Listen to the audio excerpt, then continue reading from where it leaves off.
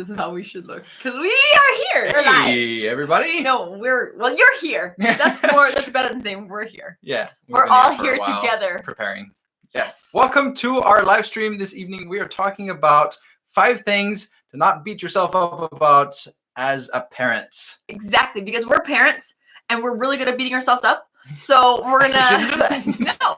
So we're gonna go over 5 things not to beat yourself up about. Yeah. Because I think people in general beat themselves up like crazy about stuff. Yeah. And especially parents. Like with little kids in the mix, there's so many more things you can beat yourself up about. So we should like the possibilities are endless. Yeah. So like today, for example, here's a little story for y'all. So I went to, right before I went to work, I took all like my school bag out and I had the dive bag and I just kind of like cleaned that up. So I didn't want any like old fruit in there. So I got all that out and it's really great. There's even a granola bar that I've been saving for myself when I got a little time of my own without the other kids. So I could eat that. And I put that in my school bag and I put my lunch in my school bag and then I went to work with a bag. And then when I got to work, I was like, this bag is feeling different than my normal bag. And I brought my diaper bag to work. So I'm a teacher, if you didn't know that. And I had diapers and wet wipes and small little cars. And I didn't have my computer. I'm sure your 5th and 6th grade appreciated that. I mean, you're prepared. I only have my 7th grade today. So okay. There you go. Yeah, they would have appreciated it. Probably more than your 5th and 6th grade. Probably. So like the point of this is that I did something that wasn't great and I could easily beat myself about that all day long. But because of this live that I had in my background, in the back of my head, I was like, you know what? I should not beat myself about this. This is one of the things that I shouldn't beat myself up about. So I chose not to. Mm-hmm. Yeah. And that is, what we're talking about today. So we're going to go into some examples of specific things that hopefully get you, the cogs in your mind turning, get some ideas about the things that you can consciously decide not to beat yourself up about after tonight. Yeah. So, but before we dive into that, if you're here, please let us know. Drop a comment. Let us know who's here, and hopefully we'll have a good interaction with this live stream. We'd love to hear from you. Yeah. Hey, let us know what things you beat yourself up about that you shouldn't, or just that you do and that you don't know you shouldn't yet. Hi. So, yeah. Yeah. Should we dive in? We should dive in. All right. But actually, so I think we're not going to dive in just yet. Healthy medium. Like there's a healthy portion of self-criticism that you can have. Like you should, when you do something like that's not great, you should beat yourself up a tiny bit.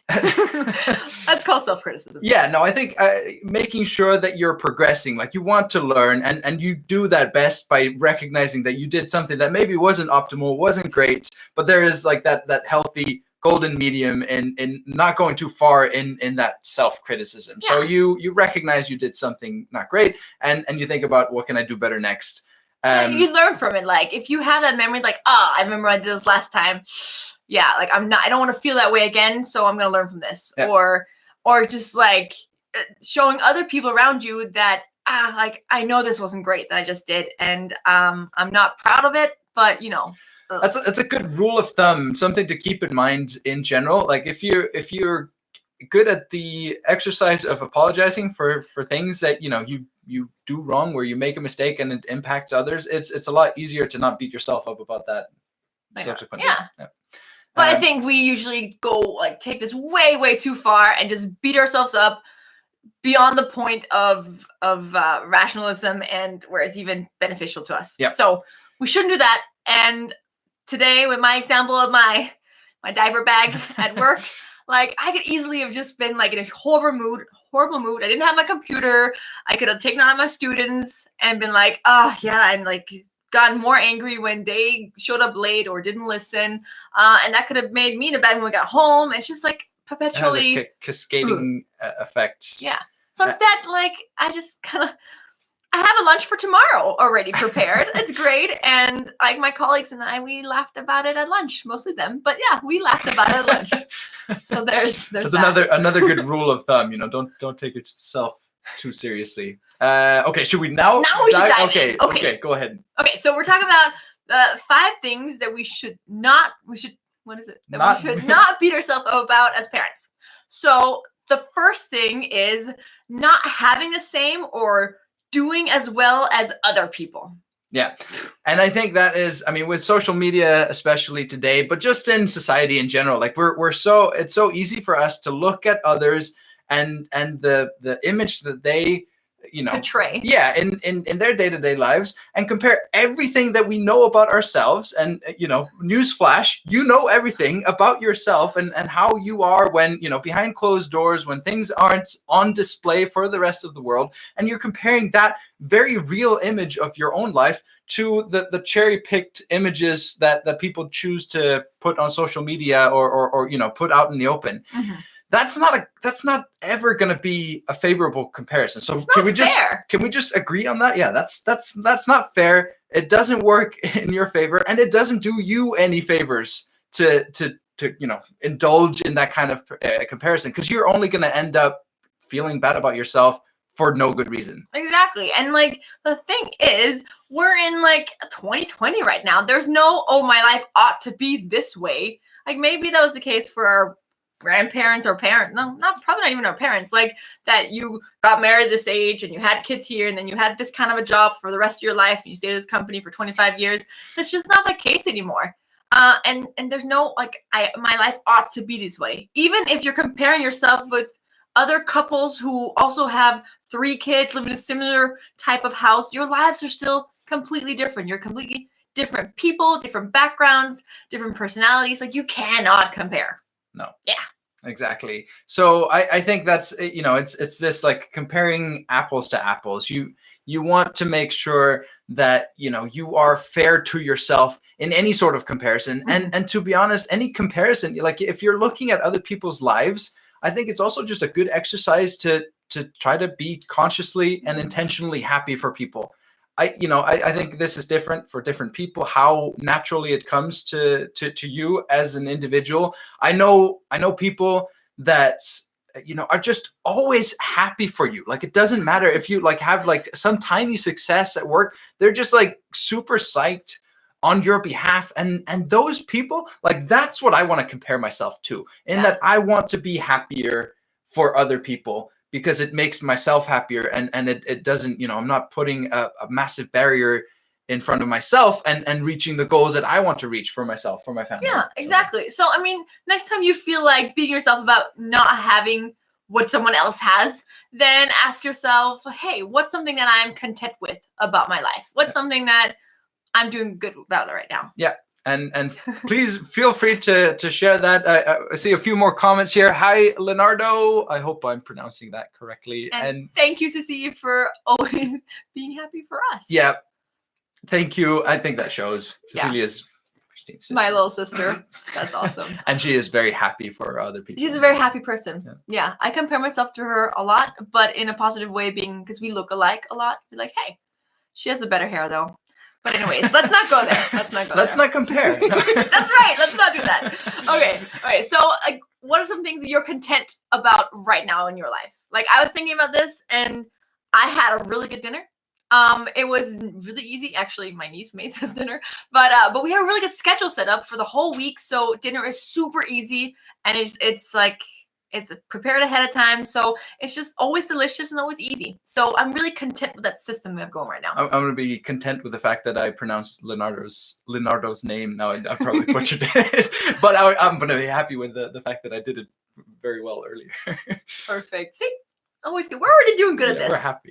It makes us feel good. Yeah. So please let us know what you're content about, because we want to celebrate with you. Yeah. Yeah. All right. Okay. The second thing. Go on. Okay. The second thing is probably the biggest one in this category, and that is making mistakes. We shouldn't beat ourselves up about making mistakes, because guess what? Everyone makes mistakes. Everyone. Yeah. And I think this is, it is so easy to just get like locked down in this like fear of making mistakes and beating yourself up about making mistakes, that you don't progress. You don't try new things. You don't do something that's outside of your comfort zone.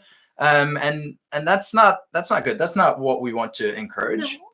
No. So don't beat yourself up about making mistakes. Look at mistakes as, learning possibilities. Exactly. Your first attempt at doing something. And if you didn't do it great the first time around, then, try again.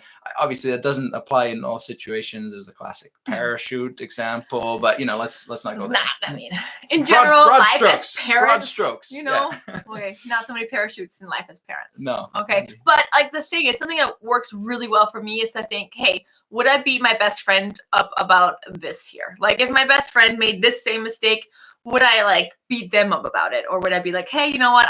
They probably didn't do it on purpose. I know them. They're not that kind of person.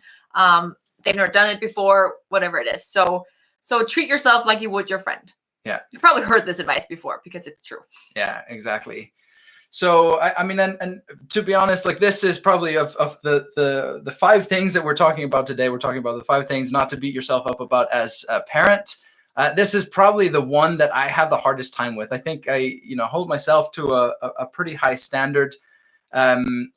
Looking back on my life, and this is going to get, now I'm going to get like really poetic and sentimental, but no, I think I wish that I had been better at, not like being afraid of making these mistakes that, I've made along my path through life, and just accept it as, for what it is. Because, I mean, again, newsflash, like you make a mistake, there's not much you can do about it. Once you've made it, it is what it is.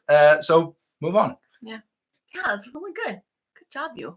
So instead of beating yourself up about the mistakes you make, you should ask yourself, hey, what's something that I am doing really well, or something I've accomplished today or lately? So what's something you've accomplished today or lately? I had a really good training session for at work today. Yeah. We had had to drive out of town. Met a bunch of guys that are going offshore to install wind turbines. I mean, I've been doing this for a while, but teaching them how to use the system that they need to use for data capture on this like construction. I mean, I enjoy that kind of stuff, and I really enjoyed giving that training today. It went well. I'm happy about that. You did good. Mm-hmm. That's awesome. I mean, it could be something like really big and then like kind of self empowering like that, or it could be something like I remember when Lucas wasn't sleeping through the night, Emilia wasn't sleeping through the night at the same time. Those are our 2 youngest kids, and like some days when I went to work, I hadn't slept very much, and like an accomplishment would be like, hey, you know what? I made it through work without falling asleep today.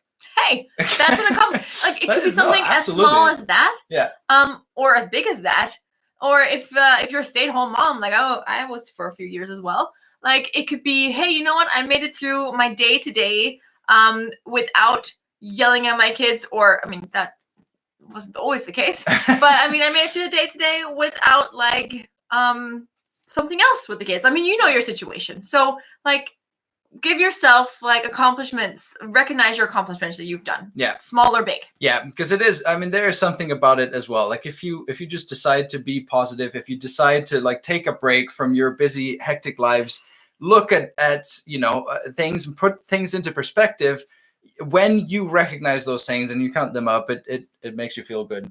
Yeah. Hey, so what is something you've accomplished lately or today? Like it could be small or big. Let us know, because that's something that's really good to recognize and to share with others. Yeah, absolutely. So if you've just joined us, we've got a few new people in here, it seems. Now, I haven't heard from you yet, so please do say hi. Let us know you're here. And let us know what are some things that you've accomplished lately that you can, instead of beating yourself up about things in your life, that you can pat yourself on the back for. And we can all rejoice together. Wow, that's epic. Yeah. We're talking about 5 things that not to beat yourself up about as parents, and the third one is the one we're at now, and that is a little bit connected with not beating yourself about mistakes, but it's a little bit more not beating yourself up about not knowing then what you know now. Yeah, exactly. So look at. We've got a great example of this that I feel like has been an energy drain in our day-to-day life for a while. And that is our living room. Now, you might be wondering, what, pray tell, does our living room have to do with all of this? If you were to visit us here in Denmark and come into our living room and then sit down for dinner, and then pay attention to the wall next to the dinner table. You might notice that the texture on said wall is a little bit off at certain places. And you might ask, hey, Benny, what's going on with that paint on your wall? And I would have to tell you, you know what? We painted that wall when we moved in. 4 years ago? 4 years ago. Oh, yeah. With some paint that wasn't great. We basically skimped out on paint. And that is not a great idea when you have kids that make a mess, as kids do. So, you know, whenever they splatter something on the wall and we have to wipe it off, we wipe a little bit of the paint off as well. Yeah. So there are some nuanced differences here and there where the kids' handprints can reach. You would, I mean, now I know, like, Cecilia, she's going to notice it next time. I know she will. What, bringing this back to not beating yourself up about not knowing things now that, you know. Not knowing things then this is that like, you know now. This double negative is like messing us up. Don't worry. We got it. You got it. Perfect. All right. Basically, we didn't know. Like, we were first time house owners. Up until that point in time, we'd been renting. Somebody else had taken care of. We painted before we moved in. And this time around, we're like, well, you know, buying a house is expensive, so we're not going to spend all of our money on the best paint. Also, rule of thumb, you know, maybe don't buy the cheapest paint. I don't know if it was the cheapest paint, but it was cheap. And I wish that, you know, we'd spent a little bit more money on it. And this is like, it's gotten to the point where I like every time there's like food on the wall, I'm like, this is not good, because I know what's gonna happen. But then we had to talk about it. Yes. Like we like, it bothered us so much, and we had to talk about, you know what, we didn't know. Like, so either we have two options. Either we like get some better paint and we paint over it, or we stop beating ourselves up about it and just accept it. So we decided to accept it because we might be moving in a year or so. We don't know. There I go. Yeah. We'll find out. So we decided to accept it, and then I haven't been bothered by it as much since. No. Because I didn't know. I know now, and I will never make that mistake again. So you know what? I've learned. So instead of, when you notice it, when it happens, you know, instead of looking at that like little bit of paint that doesn't look like the rest of the wall, you're reminded of the fact that, you know, how smart I am now. Yeah, like how much you've learned. You're wiser this time around than you will be the next time we decide to paint our dining room. Yeah. So yeah, good. We have a comments. I look back at my month and acknowledge what it didn't go right, and then make notes so I don't repeat. I'm still thinking about wind turbines though. Right. Perfect. Right. Well, we'll do maybe next month's live. I'll just transfer, you know, my training sessions to. No, I think that is not a good idea. No, let's not do that. But if you have any questions about wind turbines, then you know, please maybe I'll open a wind turbine topic in our community and we could talk about wind turbines. There you go. This is we digress. Yeah, a little bit. Anyways, so if you just joined us, I know there are new people here, I can see. Then what we're talking about is 5 things not to beat yourself up about as a parent. Yeah. Because there are so many things. Like, it's always like I search this topic out a lot, and a lot of the videos you can find and like articles and you can find, it's all about like how not to beat yourself up. But I think it's really important to talk about what not to beat yourself about, because it's really easy to find a few things that you can scratch off the list right away.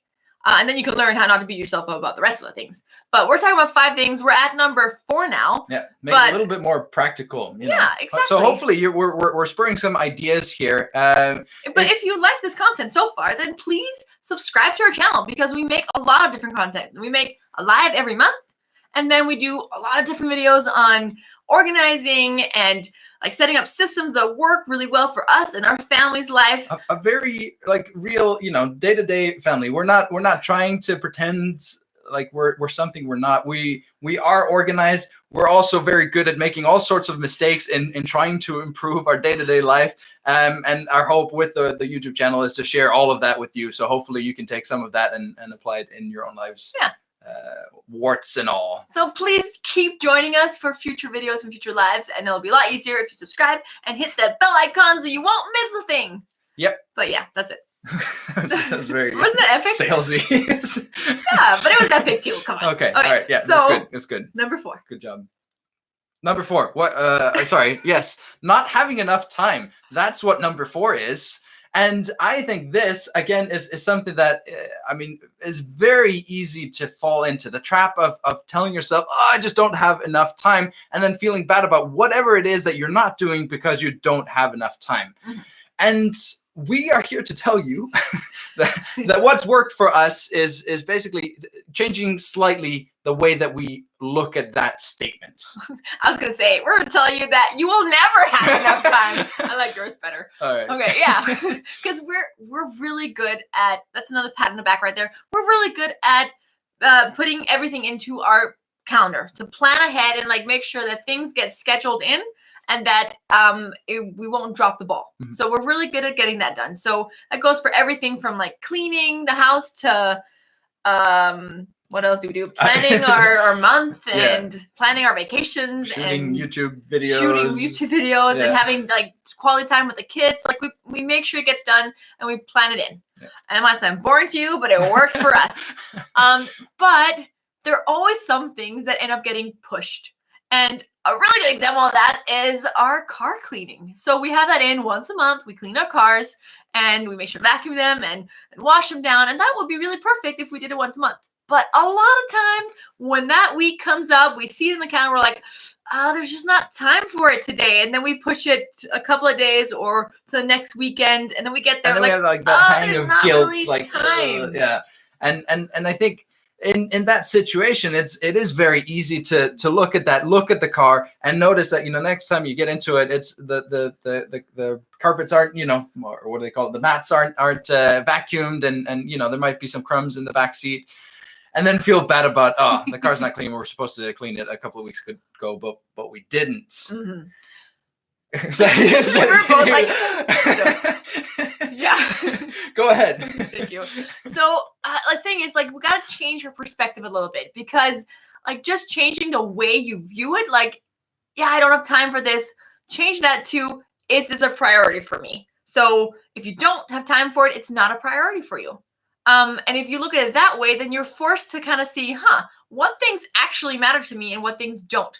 So a really good example of this is that our daughter Emilia, she is 6. She's been making these small like dolls out of paper and like making dresses for them. It's super cute. And, like she made an actual like bed at school with like glue and stuff. It was really fun.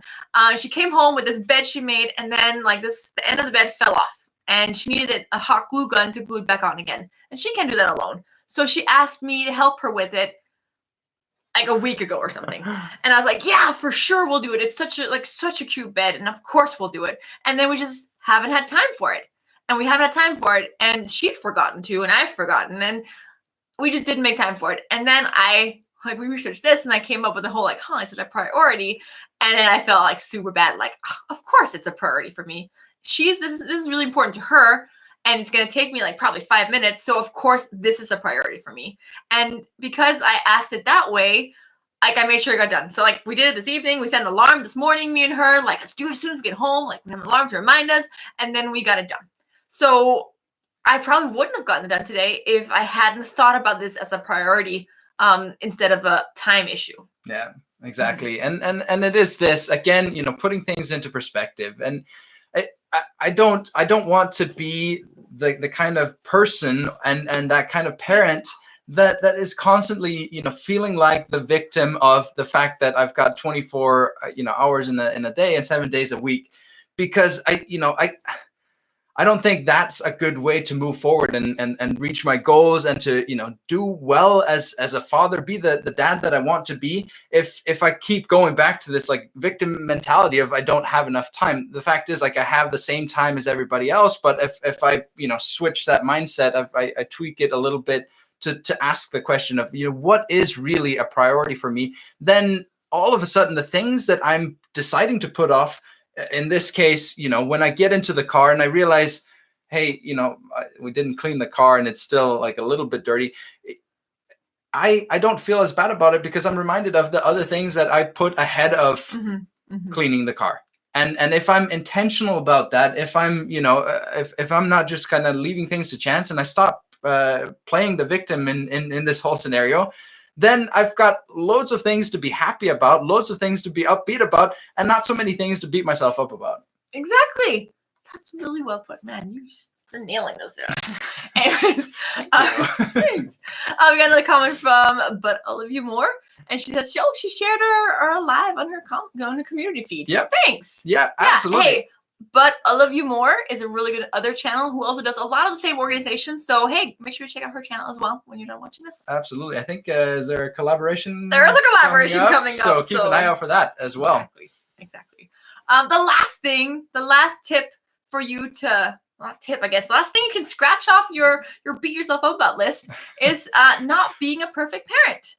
Because that is a huge thing. I think we talked about this a little bit, me and him, before we started this, that like mom guilt is so huge, and like parent shaming, it's especially online. Now we're back to social media. Like it's so much out there, like, oh, I should be a certain way, or like, oh, I'm not being good enough because my kids don't have all these things. So there's so much like mom shaming and parent guilt out there. Yeah. Like you don't feel as much as I do.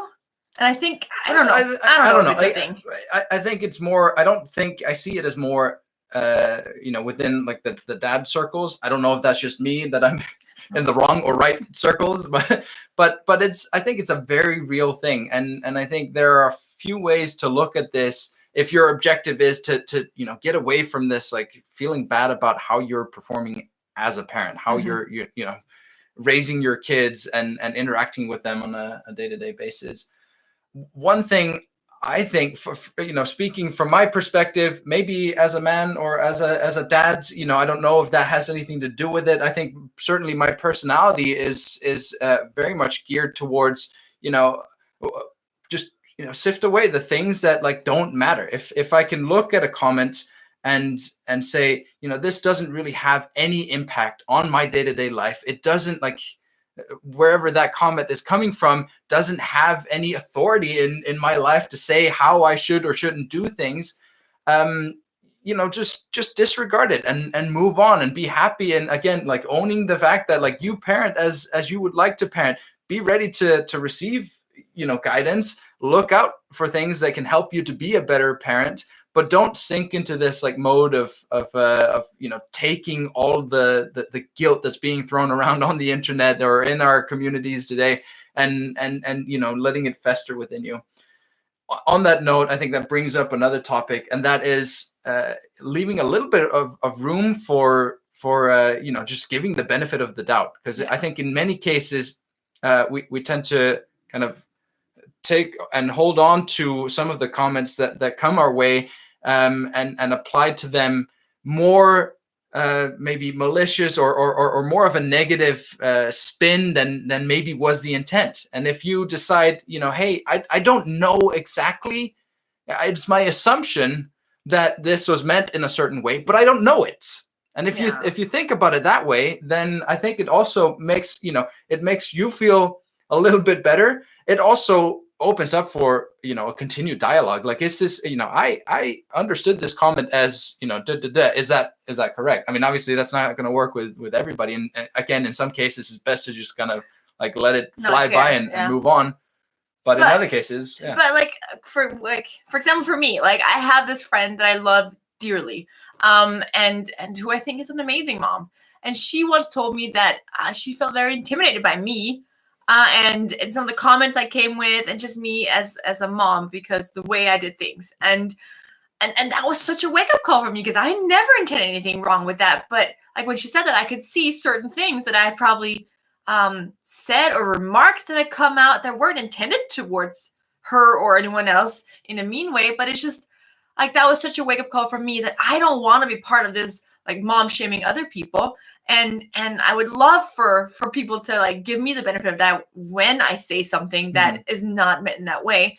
But also just for me to think another time like about how I say things and how I like represent myself. I present myself to other people. Yeah. So I think it's super important that we really try not to be part of that, because I mean, it is really out there in like communities. Like I'm part of a lot of mom groups on Facebook, and there's so much out there where people are just being mean and commenting on each other's lives that they don't know anything about.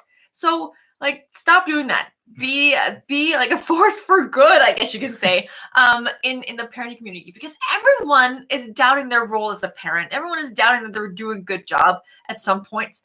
some people more than others, and we should really support them in noticing the good things they do and complimenting that instead of like being, hey, that probably wasn't good enough, or hey, maybe you want to put a coat on her. Like, yeah, if she looks cold, then offer a coat and then let the mom decide or something. I mean, it's just a comment. Yeah.